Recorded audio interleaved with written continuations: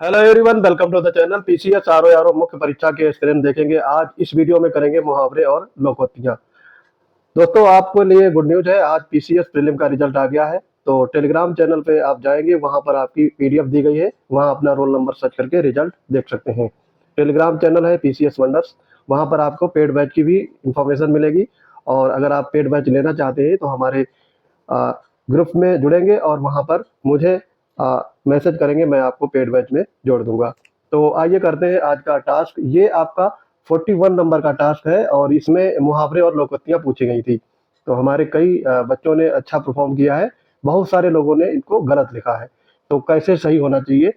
सबसे पहले मुहावरे और लोकोक्तियों में जो डिफरेंस है वो क्या होना चाहिए? कैसे आप पहचानेंगे कि मुहावरे है कि लोकोक्तियां हैं? तो देखो, सबसे पहले मुहावरा मुहावरा एक अंश होता है। ठीक है, जैसे कोई पार्ट का या पैराग्राफ का अंश। जैसे यहाँ पर है अपना उल्लू सीधा करना, ये आपका हो गया अंश, ये मुहावरा है आपका। और जो कुतियां होती हैं वो पूर्ण वाक्य होती हैं, उनका एक अर्थ होता है और वो पूरा वाक्य होती हैं। तो आप जैसे लोकोक्तियां यहाँ पर एग्जाम्पल लो तो क्या होगा, एक अनार 100 बीमार, ये आपकी क्या हो गई, लोकोक्ति। लिखने का तरीका भी इनका वाक्य प्रयोग में अलग अलग है। मुहावरे में आपका जो वाक्य है, जैसे अपना उल्लू सीधा करना, इसको मुहावरे में कैसे फिट बैठाएंगे? तो इसके लिए आपको या तो प्रारंभिक में इसको लिखें या फिर मिडिल पार्ट में। लास्ट में इसको नहीं लिखेंगे, कई सारी किताबों में गलत दिया गया है। उसको क्या करते हैं, लोकोक्तियां और मुहावरे दोनों एक जैसा लिख देते हैं। तो उनको बेसिक अंतर नहीं पता है। मैंने बहुत सारी किताबें खोजी हैं, तो उसमें यही सब लिखा हुआ है। आपके जो पीसीएस के आंसर राइटिंग में भी यही दिया गया है, आरओ की आंसर राइटिंग में भी यही झाल झोल लिखा हुआ है। तो इसको समझिएगा, अगर आपको अच्छे मार्क्स लाने हैं। पीसीएस में आपके 20 मार्क्स का ये पूछा जाता है। आरओ में ये 10 नंबर के 5 क्वेश्चन दिए जाते हैं मुहावरे और लोकोक्तियों से रिलेटेड। तो आई होप ये आप डिफरेंस समझ गए होंगे। लोकोक्तियों में लास्ट में वाक्य प्रयोग में लोकोक्तियां जरूर लिखते हैं। जैसे एक अनार 100 बीमार, तो पहले उसका वाक्य प्रयोग लिखेंगे, बाद में लिखेंगे सही ही कहा गया है एक अनार 100 बीमार की, या फिर एक अनार 100 बीमार की लोकोक्ति चरितार्थ होती है। इस टाइप का अभी इसमें देखेंगे, जब मैं आपको समझाऊंगा तो आपको अच्छे से समझ में आ जाएगा। वीडियो को बिना स्किप किए शुरू से लेकर के अंत तक जरूर देखा करिए, अगर आपको अपनी तैयारी में 4 चांद लगाने हैं। तो आइए स्टार्ट करते हैं। देखो, पहला है अपना उल्लू सीधा करना। तो ये तो बेसिक है, सबको पता होगा, अपना काम निकालना। ठीक, ये आपका है क्या, मुहावरा। जहां ना आ जाए समझ लो ये मुहावरा है। जो कोई भी आपका वर्ड लिखा है उसके अंत में ना है तो मुहावरा, और अगर ना नहीं है तो आपकी लोकोक्ति। ये फॉर्मूला है। प्रयोग देखेंगे। आजकल के नेता तरह तरह के प्रलोभनों का प्रयोग अपने उल्लू सीधा करने के लिए जनता से झूठे वादे करने से बिल्कुल भी कतराते नहीं है। तो यहाँ पर देखो, मिडिल पार्ट में आपका ये प्रयोग हो गया, अपना उल्लू सीधा करना। और इस तरीके से लिखेंगे तभी आपको फुल मार्क्स मिलेंगे, नहीं तो एग्जामिनर आपके नंबर काटेगा। आप वहां पे 10 नंबर का करके आएंगे, बोलेंगे मेरा तो 10 में 10 सही हो जाएगा, लेकिन वहां पे नंबर आपके काफी काटे जाएंगे। घी के दिए जलाना, यहाँ पे ना है, इसका मतलब ये भी मुहावरा है और इसका अर्थ है अत्यंत प्रसन्न होना। तो गांव के लोग अत्यंत प्रसन्न हुए ये देखकर कि किसान का बेटा समीक्षा अधिकारी में प्रथम स्थान लाकर जिले का नाम रोशन किया। वाक्य प्रयोग अपने हिसाब से कुछ भी कर सकते हो, ये आपके लिए छूट दी जाती है।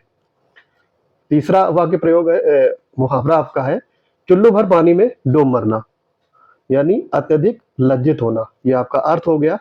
देखो, अर्थ का 1 नंबर होता है और 1 नंबर वाक्य प्रयोग का। अगर आप अर्थ सही लिखेंगे तो 1 नंबर ही मिलेगा। वाक्य प्रयोग भी सही होना चाहिए, तभी आप अच्छे मार्क्स अर्जित कर सकते हैं।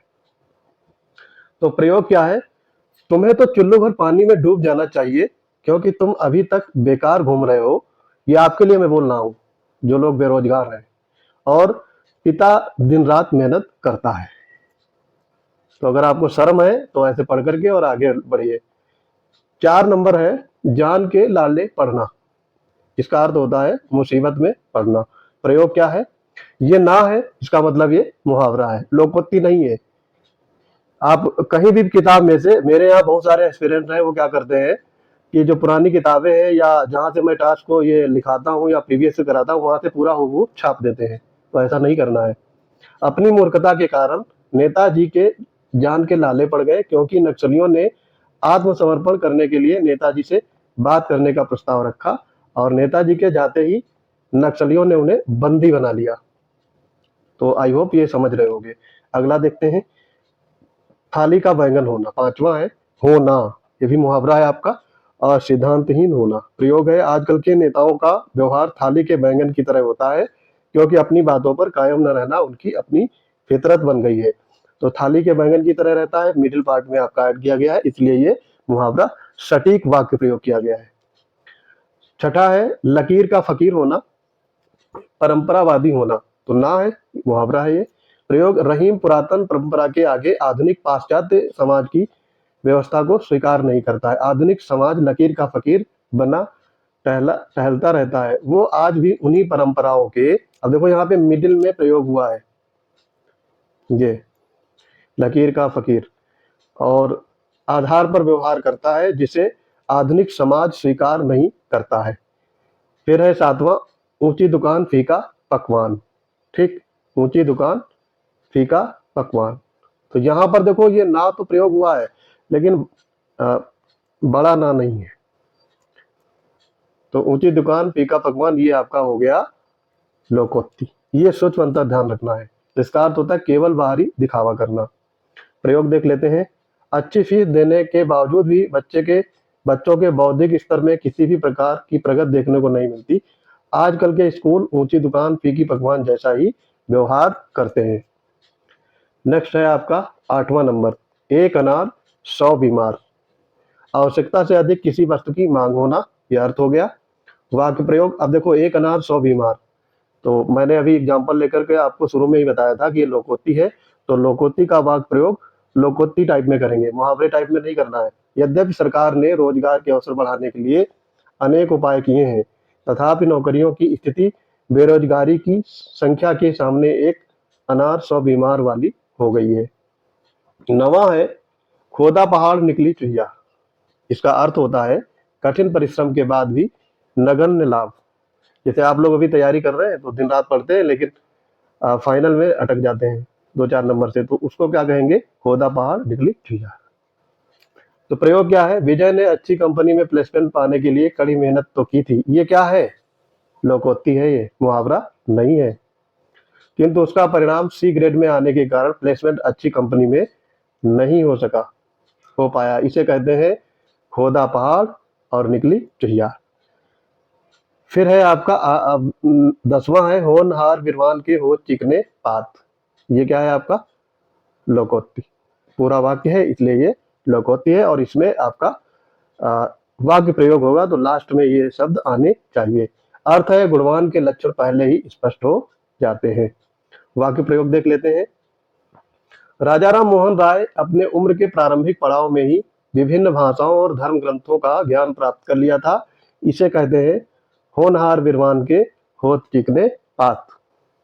तो ये आपका हो गया मुहावरे और लोकोक्तियों से संबंधित टास्क का सलूशन। ये 41 नंबर का टास्क था। जो लोग हमारे आरओ प्रीलिम्स और मेंस बैच में जुड़ना चाहते हैं, तो प्री और मेंस दोनों की फीस है 400 के आसपास, यानी 398 199 के दोनों बैच है। तो इसमें द्रोणाचार्य 1.0 ये मेंस के लिए अभी न्यूली स्टार्ट होने वाला बैच है। ये आपका 3 मार्च से स्टार्ट होगा और मुख्य परीक्षा तक ये बैच चलेगा। तो इसमें एनरोल हो सकते हैं, क्योंकि यहाँ पे सचिवालय 4.0 पे 41-42 टास्क हो जाएंगे, तो काफी पीछे हो जाएंगे अगर आपको उस बैच में जोड़ा जाएगा। इसलिए एस्पिरेंट की डिमांड पर मैंने नया बैच लॉन्च किया है, तो उसमें एनरोलमेंट होने शुरू हो गए हैं। अगर आपको ऐसे बैच की जरूरत है, नीड है, तो आप हमारे टेलीग्राम चैनल PCS वंडर्स पर जुड़ जाएंगे। वहां पर आपको इन सब की डिटेल मिलेगी और बात करेंगे। फीस जमा करने के बाद आपको पेड बैच में ऐड किया जाएगा। तो आई होप ये वीडियो आपके लिए रामबाण साबित हो रहे होंगे। मिलते हैं अपने अगले इंपॉर्टेंट वीडियोज में, तब तक के लिए पढ़ते रहिए। जय हिंद।